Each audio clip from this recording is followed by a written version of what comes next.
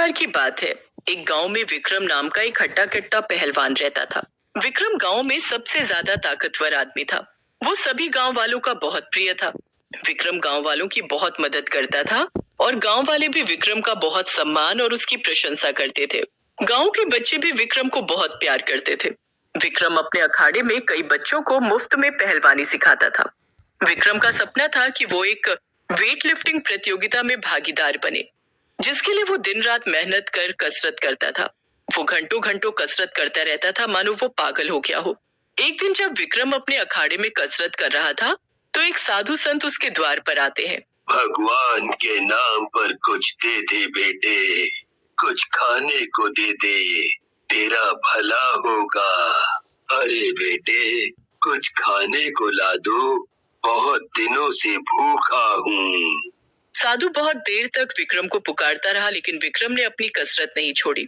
सुन लड़के, तूने मेरी पुकार न सुनकर मेरा अपमान किया है। तुझे अपने शरीर से बहुत लगाव है। तेरे लिए शारीरिक बल ही सब कुछ है। मैं तुझे श्राप देता हूँ। तेरा ये शरीर जिससे तू इतना संवारता है, वो जल्दी ही नष्ट हो जाएगा।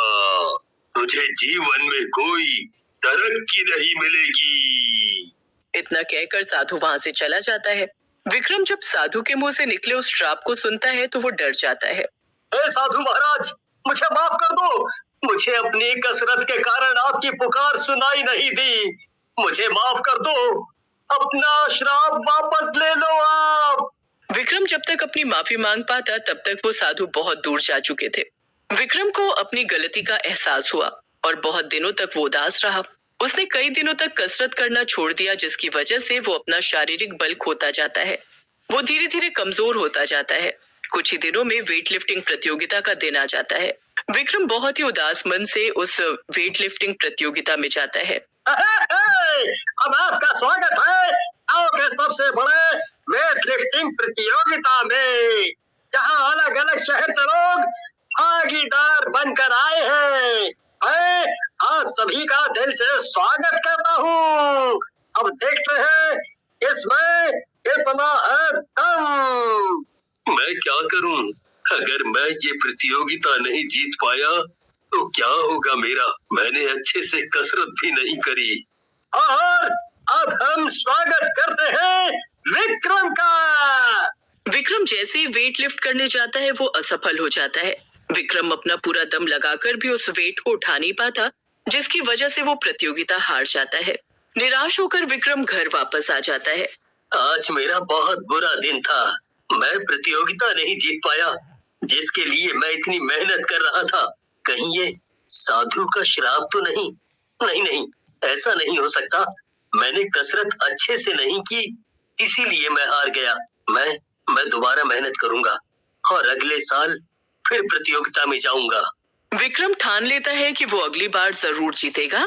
इसीलिए वो पूरे साल पौष्टिक खाने के साथ दिन रात कड़ी कसरत करता है। अगले साल जब विक्रम वेट लिफ्टिंग प्रतियोगिता में जाता है, जैसे ही विक्रम प्रतियोगिता में अपना प्रदर्शन करने जाता है, वैसे ही वो अपने आप को कमजोर पाता है।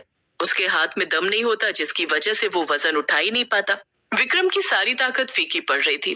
वो पूरा दम लगाकर भी वजन नहीं उठा पा रहा था, जिसकी वजह से वो प्रतियोगिता हार जाता है। वो फिर निराश होकर वापस घर चला जाता है। विक्रम ये बात सुनकर बहुत उदास हो जाता है और कसरत छोड़ देता है। विक्रम उदासी में खाना छोड़ देता है। धीरे धीरे वो बहुत कमजोर और पतला होता जाता है।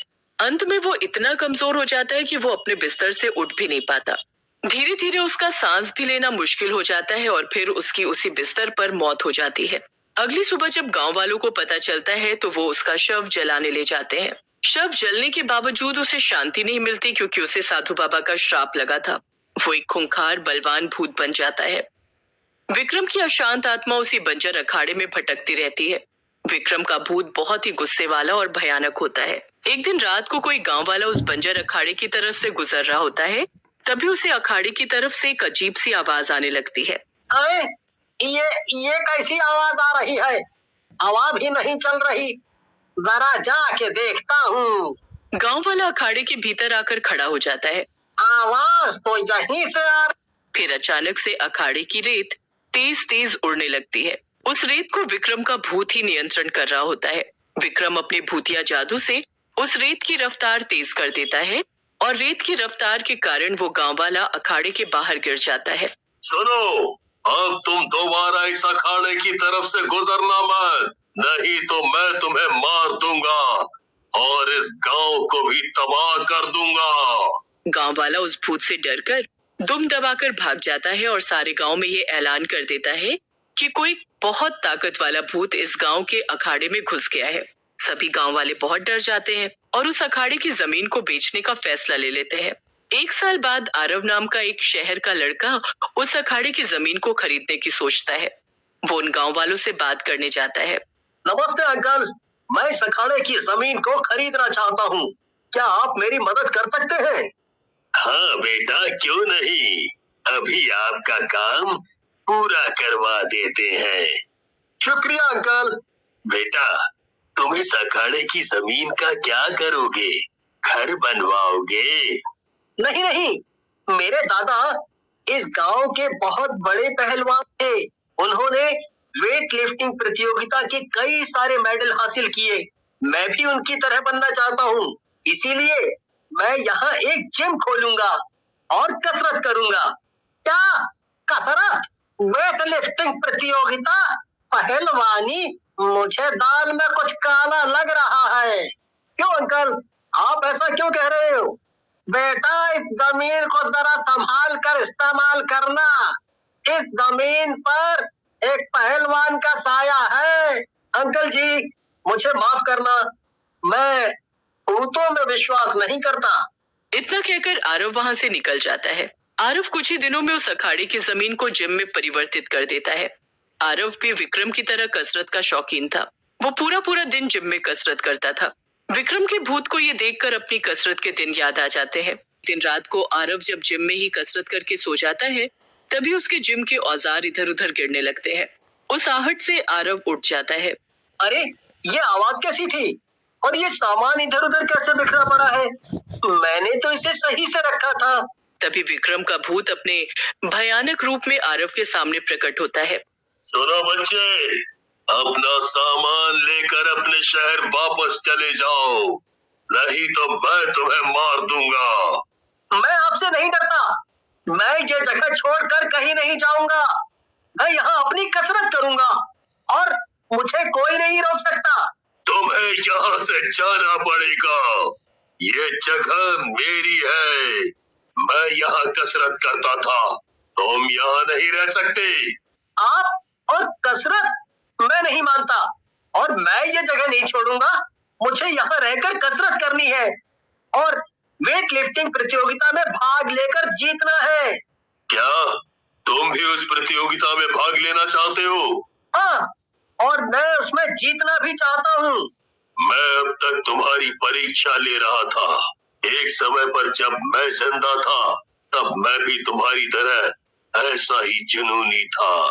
क्या क्या आप भी एक बॉडी बिल्डर थे, मेरे जैसे? हाँ बेटा, मैं भी बॉडी बिल्डर था।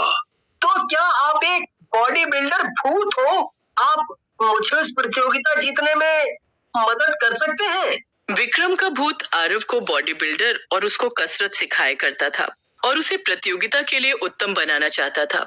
आरव और विक्रम का भूत दिन रात प्रतियोगिता के लिए कसरत करते रहते थे। आखिरकार वो दिन आ गया जब आरव का वेट लिफ्टिंग प्रतियोगिता में भाग लेने का दिन था। आरव प्रतियोगिता में जाता है, लेकिन वो बहुत ही डरा हुआ होता है। आरव स्टेज पर अपना प्रदर्शन करने जाता है। जैसे ही वो वजन उठाने जाता है तो वो उठा नहीं पाता। भूत दूर खड़े होकर ये सब कुछ देख रहा होता है।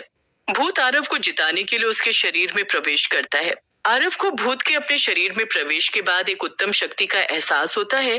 प्रतियोगिता जीतने के बाद जब आरव के शरीर से भूत निकल जाता है, तब वो उसका बहुत शुक्रिया करता है। बॉडी बिल्डर भूत की याद में आरव अपने जिम का नाम बॉडी बिल्डर जिम रखता है और वो विक्रम की तरह ही कई सारे बच्चों को मुफ्त में कसरत सिखाता था।